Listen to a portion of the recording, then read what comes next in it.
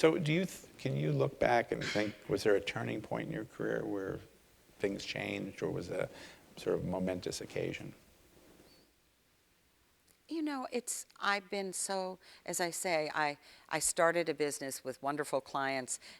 One of my first clients, I've done 6 houses for them, different times. So I think probably, a momentous time was starting Triage and, just going and doing different things. I think I have too many ideas, so I'm always Right. creating something new to do. And you've written 4 books. More books in you? Mm-hmm. Yeah.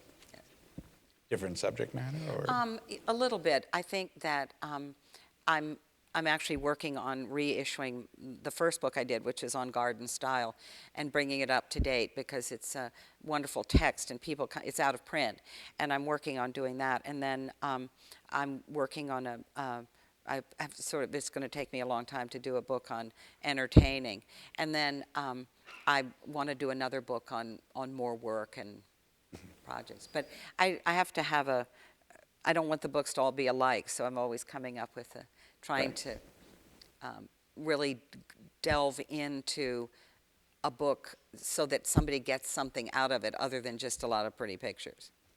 Exactly. So going back to speaking about clients, have you ever said no to a client that you regretted saying no to? You know, it's funny. I think that I don't know if I did. I mean, I've said no to people, but I don't know.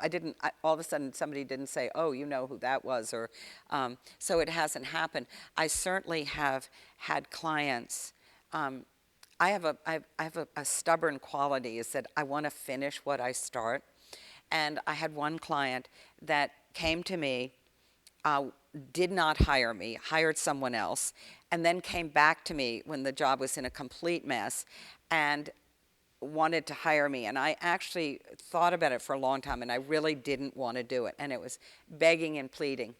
And I got in, and there were times in this job that I thought I was going to just quit, but I can't quit. Turned out I finished the job. I was very proud of it, and this person's become a very good friend.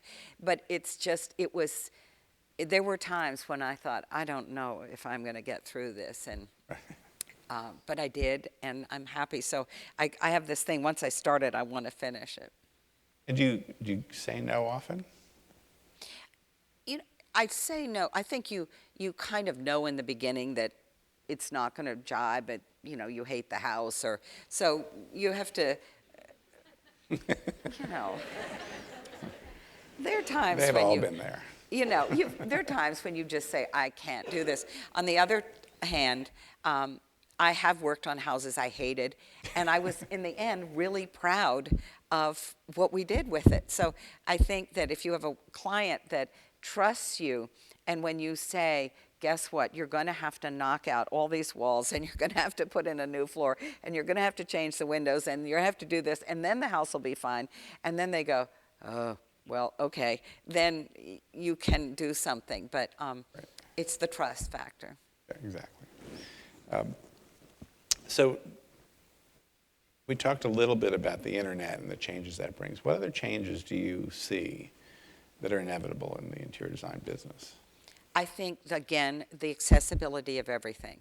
I think that you are going to be able to buy anything you want on the internet. You're probably going to be able to buy fabric by the yard on the internet. The clients don't know what to do with the fabric. Wait till they get it, and then they have to take it to the upholsterer and the curtain thing and tell somebody how to make a pair of curtains. So they're not going to be very happy about that. But I think that it's just the complete, and everything's transparent, so that it doesn't really bother me because I've always been very transparent, but it does allow a client to show, if you're showing them furniture and then you find out, oh, I found something on First Dibs that was, so I bought it, and you go, okay. I just think that's going to happen more and more to designers, and I hear that, and I think it's unfortunate, and I think we have to figure out, people are going to have to figure out how to charge for their time, and I think there'll be higher design fees because they may be purchasing less. Right. Because if you take away that revenue stream, it's very significant, so you have to replace it with something. Yes. Right. And I think when you say, if I'm going to Bloomingdale's buying that plate, Right. my time means something to me. And it's the, it, everyone's different. It's the cost of doing business. I mean, my jobs are so large, I can't do them by myself. So every one of my jobs has probably myself, one, two, three, at least three other people working on them, plus an accounting office. So it's that organization that makes it happen, so that after 2 years, the entire house is finished on time, and the wastebaskets are put in the bathroom, and the beds are made, and it's done. So you said one client you've done 6 homes for. Do you typically have repeat business from clients A lot. here? A lot. And have you now moved into different generations Yes. for the same families? Yes, which is great fun. Exactly. So how do you get inspired? I I think if you're a visual person, you get inspired every day. I mean, I'm looking. I'm not buried in my computer. I probably should be, but I'm not. I I think I love to look at things. I travel. I have an incredible library. Sometimes if I'm home at night, I just start looking at my books. If I'm working on a project, I start thinking about a reference of something I've seen. I've over the years made incredible scrapbooks of trips, and I always go on a trip and people say, "Oh, can I see your pictures?" And I come back and they look at them and there's a floor and there's a ceiling and there's a door, and maybe a dog, but there's no pretty, there's no meals, there's nothing, there's just all these kind of images of things. The other thing that I have to say that impresses me so much today, on the internet, are the design blogs. I think there's so many amazing design blogs, and these bloggers go and find references. I mean, they're sophisticated references of old images of incredible interiors that I look at them all the time and I go, where did they find that picture? I don't remember that. And so I, put it on my saver. So I think, I look at those early in the morning and see what they're covering, and it's amazing what the top quality design blogs are covering. It's fantastic. Yeah, I think that people are absorbing more and more content through Yes. both just computer imagery and videos. Right, right. And it is, every major computer company is actually building studios now to film videos because it's how people will absorb most of their content. My husband and I love to watch old movies, so we were always watching ones with great sets. When we're in the Dominican Republic, we always have a movie about 5 o'clock in the afternoon. I love to watch old movies with beautiful sets. So it's, you're inspired constantly by things that you're taking in visually. You've done a lot of show houses. Have you found that they have led to business for you? They have not for me, because I think I started them later in my career, but they have brought business. I think it's an extraordinary way for somebody who's starting out to get known. I mean, by the time I did it, I would say I take that back. I probably have gotten 2 jobs later with someone saying, I saw your room at Kips Bay 3 years ago. But I do think it's an incredible opportunity for young designers who aren't as well known to get people to look at their work. And are you chairing Kips Bay Yes. again? So do you The hardest part is finding the houses, because years ago when, there were townhouses for sale all the time, and now they've all been bought up by Europeans, and there are most beautiful townhouses sitting all over New York empty, but they don't understand charity, so they don't quite understand why somebody would want to decorate it. So it's very hard to find the houses is the that's biggest true. problem. And do you look for young designers Yes. to make sure that They send portfolios to us. We get stacks of portfolios, so we're excited to have them. I've been familiar with your work for a long time, but when I finally got an affair with a house, it's sort of a runaway success. What do you attribute to that? Because it's very real. I think that I think too many designers who do books make them I'm not sure who they're doing them for. I think sometimes they're doing them hoping they'll get another rich client from it. An affair with a house is an affair with a house. I bought the house when I was, 32 years old. We could hardly pay the mortgage. It's been a place that I've loved and nurtured, and it's my home. It will always be my home. And I think it's talking about that, and it's letting anyone understand they can have that. It's I think we always in our worlds need to be realize that you may have projects up here, but that's not most of the world. And I have people come to garden tours all the time, and they say, "Oh, I've got your book, and it helped me with my husband and I read the book together, and we're little by little doing our living room." Well, I little by little did my living room. I didn't have any furniture in it for 5 years because I couldn't afford it. So, and I tell the stories, and I think it's real. It's and real, right? It's real. relatable. Yes. That's great. So you launched, how many years ago, Beeline? 5 years ago, And then recently renamed it to Bunny Williams' Anyone's home. Home. Why? Because everybody told me I should do it. I'm a, I have a, I mean, I probably, I, this whole word branding I find sort of unattractive. I think I grew up when I was riding, when I was go to horse shows and I'd get a blue ribbon. My parents would tell me I had to put it in the pocket because I got the blue ribbon and the other kids didn't, so I shouldn't brag. So I have this thing in the back of my head that it's wrong to be a branding name, but as everyone who's around me said, they're buying the furniture, they want to see it because of your name, and nobody knows what's Beeline. And so that's why I changed it. Okay. And you're happy you did that? I guess so. You can wear that ribbon proudly, I right? guess. And then Triage, tell me about that. Triage is really sort of a love story in a way because 22 years ago, John Rosselli and I, who were friends, he had a shop and I used to buy from him. And I went in the shop one day and we were talking. I said, I've never been to the Chelsea Flower Show. And he said, well, I haven't been either. And so I'm really going to tell you my whole personal life. I don't even know all of you, but so I was in the end of a rather difficult marriage, and I was not quite separated. I wasn't divorced. But John and I go off to London to the Chelsea Flower Show together, and we're walking around. In those days, there were no garden shops. I mean, they just didn't exist, and there were all these wonderful things to buy. And I said, oh, why doesn't somebody have a great garden shop in New York? And John said, well, why don't we have one? And I said, oh, great. And so we started buying immediately, and he called up from London his nephew to get the lease on 75th Street, where Triage is. And we started a shop, literally, with this, why don't we go to the Chelsea Flower Show? And so we came back, and the rest is history. We fell in love, and we're married, and have a wonderful life together. So I always say we had the baby first, and then we got married. That's great. So it's 22 years. Yeah. Wow. Terrific.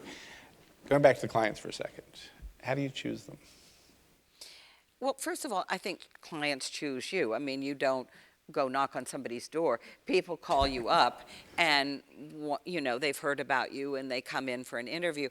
I think that you can tell immediately whether it's going to work. I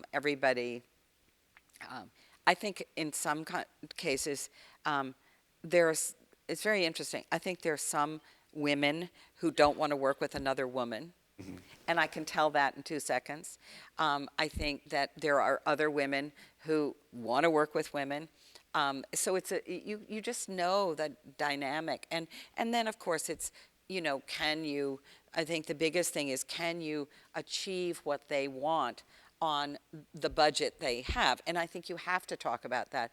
I mean, if you don't have a budget discussion right in the beginning, it isn't going to go anywhere. And, if somebody says, I have a, 8-bedroom house and I want to spend $50,000, I'm going to say, I don't think you're going to be able to do it. But so you have a clarity of conversation of what they want you to accomplish, and can you do it for the, in the time frame and the means that Right. they want to spend. So there's this dialogue that goes Yes. along before you Absolutely. actually, and I do think that you, and you probably do this more than you're maybe admitting, but I think you do interview the clients as much as they're interviewing you. Oh, sure. You know, in my book, I say if they don't offer you a glass of water, they're not good clients. Oh, well, manners is everything. Right. I mean, usually I like people to come to our office. I very rarely. The problem is, as I say to Carolyn, my assistant, I'm not going to some strange house. I've done it, and I won't do it anymore because I've gone to some place, and one time I went, and I got to the driveway, I got to the gate, and I knew I wasn't going to work on that house, and I turned around. I just knew. What was that? Very strange. And then other times you go, and there you are, and you know you're not going to do it, and you're stuck, and what do you say? And so I like people to come to the office, and we have a little bit of an interview before I make the time to go see a project. So what's your best phrase for saying no thank you? I'm so busy, I'm sorry, I'm not taking on any work. Even if I had nothing to do. Exactly. So what other changes do you see in the profession that are inevitable beyond, what we talked about on the internet? Do you think that the way we're taught, the way people sort of grow up within this profession, are there changes that you see that you would like to see being made? Well, the biggest change I'd like to see made is education, because I think that, an architect is trained. An architect goes to school, is studies. You learn your profession. The interior design profession has gotten away for many years with none of this. I mean, you can literally print out a card and become a designer. And I think that for the professional people who have worked hard, who've trained, who've studied, who are passionate about it, I think we all feel the same way as what's happening. And, frankly, you see things in magazines that you go, oh my dear. This is not good. So you see that, I do think that Should it be licensed? I think there needs to be some way of. I don't know how you license it because everybody has it, but I know they've tried to do that. I was when they were trying to license decorators, and I had to take a test, but the test was all about handicap rules and stuff. I had to get a tutor to take this test. They didn't care that I decorated anything. It was just this amazing exam that I probably couldn't have passed, but. So I do think there should be some way of having people be able to know what your background is, what your education is, what your work experience is, so that the clients can look into. I don't know how you would do it, but I do think there needs to Some be qualifier. a qualifier. Yeah. Okay. So who do you admire most, any profession?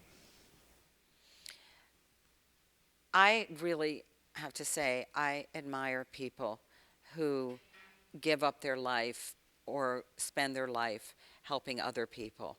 I think self-sacrifice is something that astounds me in people all over the world.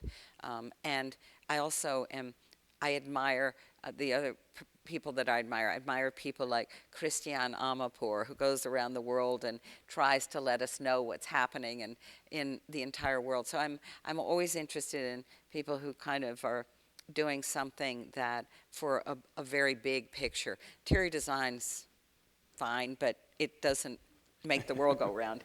And so I'm always in awe of people who really go out and Yeah, sacrifice a lot for others. terrific. What are you most certain of? Growing old.